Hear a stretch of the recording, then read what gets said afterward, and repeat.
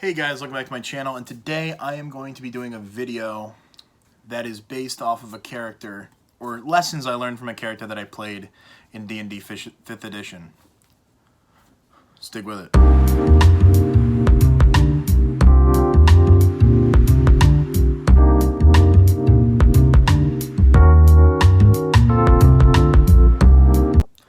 Now, one of the characters I've played in D&D 5th edition was a Goblin Ranger by the name of Scree. Now, Scree joined the campaign at level 5. He joined with a Loxodon Barbarian and a Goliath Paladin. So Scree, the Goliath, and the Loxodon were all part of the same adventuring party, and they joined up with this other adventuring party, and that's how the DM wrote us into this campaign. Now, Scree was the guy who had an attitude of, I don't care. I'll just go in. He was the most rogue-like character I played without playing a rogue. And great character. Everyone at the table loved him. But the whole thing with him when he first got there was he had a huge sense of self-preservation. He had a huge thing with, I don't want to die, I don't want to die, I don't want to die. So I'm going to go over what made Scree develop as a character and how to add these into your characters when you are playing D&D. So the first thing I got on my list of things to consider while making a character in D&D 5th edition is, first things first, you got your stats to worry about. I mean, you make your characters first, okay? I am someone who makes a character and then comes up for the concept or a backstory for that character. Now, Scree was a criminal, but not in the sense that you think of when you think of a criminal. He was not in the underground belly of the bosses of the underworld and going out and picking locks and robbing people. No, Scree was a part of a goblin clan. As a child, his clan was attacked by adventurers. Scree then, being a young goblin kid, did not fight. He was very young, even in goblin standards. He was rocking about, 6 months to a year old. So he was too young to fight. And he was young. These adventurers went through, cleared out the goblins who were raiding a local town. Scree was picked up by the Goliath Paladin and the Loxodon Barbarian, and basically essentially was raised by them. Scree fit the role of a criminal in the sense that he was more like a rogue. He was nimble, fast. He could get places where the two big guys couldn't get.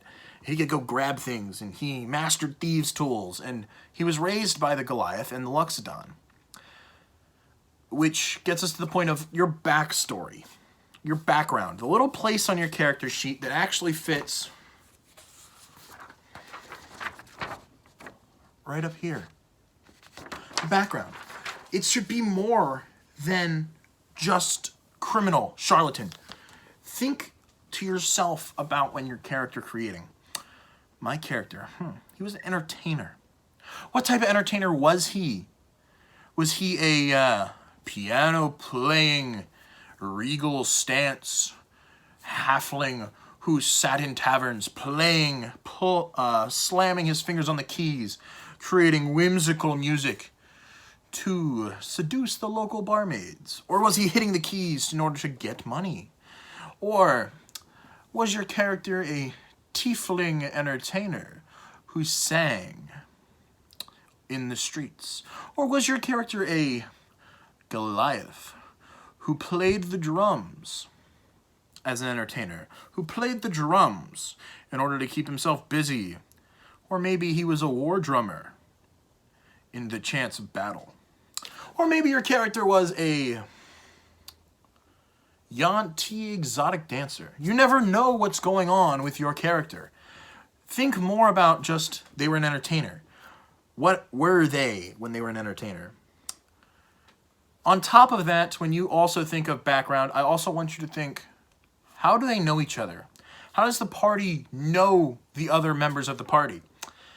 I am currently playing in a campaign where we were a half-elf sorcerer, draconic sorcerer, that was me, And the other two were a Kalistar life domain cleric and a shifter fighter.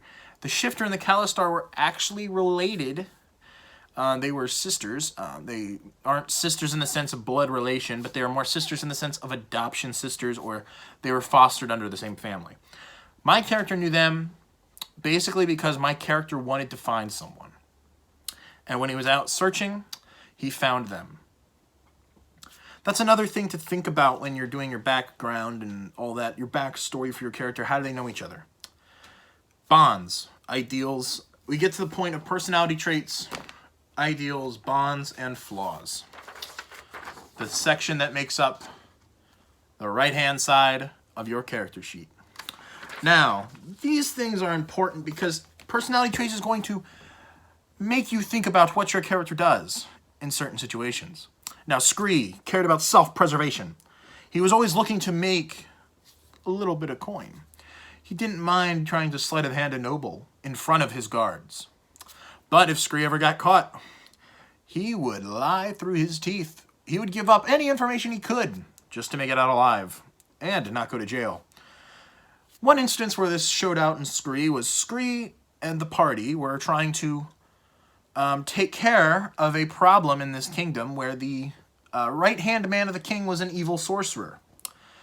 So they hatched out a plan to fake assassinate the king with the Goblin Ranger and the life domain cleric off in a tree somewhere, while Scree, the Loxodon, and a paladin, not the Goliath paladin, this is a different paladin, where the three of them stayed in the courtyard of the king's castle. And then when the shot rang off, they whisked the king away to safety with the help of this right-hand man, healing the king. Or so they thought. So when this happened, the Goblin Ranger shoots the king goes down. King is considered to be unconscious. The paladin and us, we all usher the king into the main area of the castle. Guards flood the courtyard, pushing out, trying to find this unknown assailant. We get into the throne room where we heal the king, and the sorcerer looks at us and says, "Smart move for you to try to assassinate the weakest link." And he kills the king in front of our very eyes. Then is hatched out to us that this paladin that we had thought was our friend was in fact working with this sorcerer. Sorcerer then, not wanting any untied knots, kills the paladin in front of our very eyes. Wow. Using power word stun to stun me and the Loxodon in place. The Loxodon, who I believe to be a father figure of sorts, and I were in a very precarious situation. The sorcerer, who had revealed himself to be the prince of the demons, unstunned us, looked us directly in the eyes and said, "Now, which one of you will I kill?" You see, in a moment like this, it is very important to think about how your character would react. Now, remember, this Loxodon was like a father figure to me. I would not want him dead. The Loxodon didn't want me dead. In fact, we didn't want each other dead. But we knew that one of us would have to die.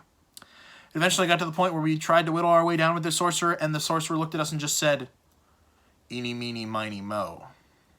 DM rolled a D4, called odds, evens, and rolled, and the Loxodon collapsed to the ground. Scree stood there amazed, and the prince looked at Scree and said, "Now why should I let you live?" Scree looked back at the prince and said, "You want information, don't you?" And Scree proceeded to tell the sorcerer everything he knew. Now, as a player, I looked at my DM and I said, Scree tells him everything he knows, any family he has, like anything, any family he has, where he's from, he tells them where the other members of the party are going, where they're from. He tells them everything. He sells out the party. The demon prince now looks at us and he goes, "Why did you do this?" And Scree goes, "Well, one, we wanted to kill you, was one thing. And we also wanted that axe hanging in the ceiling above the throne." So the prince gave Scree the axe and said, "You're lucky I like information, little one." And Scree left. That is a pivotal moment in Scree's character arc, character development. That changed Scree from being the conniving, unthinking rogue to a slightly more intellectual and think before you steal type of rogue. He now cared more about, who is that person I'm going to steal? He always then looked to see if there was a way out. More so than he did before. He cared about not only self-preservation, but he thought everything was out to kill him.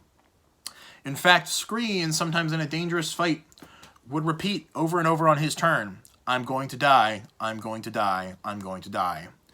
But it turns out that he wasn't going to die.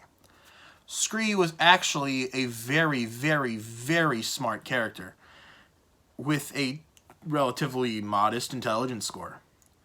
He was smart. He was actually very gifted in his ways. Later on throughout the story, Scree would adventure with his characters, making friends with one of his buddies, a gunslinger named Aaron. Aaron would then pass away while Scree was taking care of his orc kingdom that he was ruling over at the time. Scree comes back. Aaron is there, but Aaron is no longer Aaron. Aaron is a Aasimar of sorts, given a second chance by the gods. Told that he has a divine purpose that Aaron must take care of. Aaron has this divine purpose that he must complete. Scree agreeing to help his friend. Scree, Aaron, and the rest of the party, which at this time had been whittled down to Comfort, the elven life domain cleric, and Keely, the Aarakocra Ranger. These four brave adventurers, with the help of Scree's animal companion Fido sitting on his shoulder, they made their way through the final dungeons and crawled their way through the hells. The end of the hells, they made it to a place where Scree found a sword. Picking up the sword, Scree looks at it, and it tells Scree that this is the only weapon that can kill the king of the demons, who they have been tasked to kill. But it comes at a price. And that after slaying the prince of the demons, the slayer will then perish. Scree not wanting the chance of Aaron picking up this sword. To be honest with you, Scree didn't really care that much about Comfort and Keely, other than the fact that they were members of his party. So Scree, not wanting to risk Aaron's life, grabbed the sword and accepted the offer. Scree then slayed the king of the demons by himself. And then Scree, after slaying the king of the demons, collapsed to the ground. Aaron ran over, draped his wings over Scree, and Scree looked up at Aaron and said, "It's better that it was me than you." And Scree perished in the arms of his beloved friend. Now, what makes that story so good? That story is good because we saw Scree develop. We see him go from a tiny little goblin infant to someone who lives forever in the halls of kings. Scree is a lesson to all of us in character development, and he stays a lesson to me. It is important not only to think, what would my character do? But sometimes it's more important to say, where did my character come from? And who is my character going to be by the end of this campaign? I want to thank you guys so much for sticking through that wonderful, wonderful storytelling of Scree and what we can learn from Scree. And I just want to say that playing Scree was one of the best experiences of my life. He was the first character I ever played in a main campaign. And there was just so many good people involved in that campaign. DM was great. The guy playing Aaron, great. In fact, he's one of my favorite players to play with or to DM for to this day. And the rest of the people in that campaign are some of my best friends to this day. But I want to thank you all for watching, and I want to thank you for keeping this hobby, this wonderful hobby, alive. And I just want to say one more thing, that when you're building your character, it's very easy to overlook their background. It's very easy to just say, my character was this, my character was that. But sometimes it's more important to say, why, or how, or when was my character that. Thank you guys so much for watching, and I will be seeing you in the next one.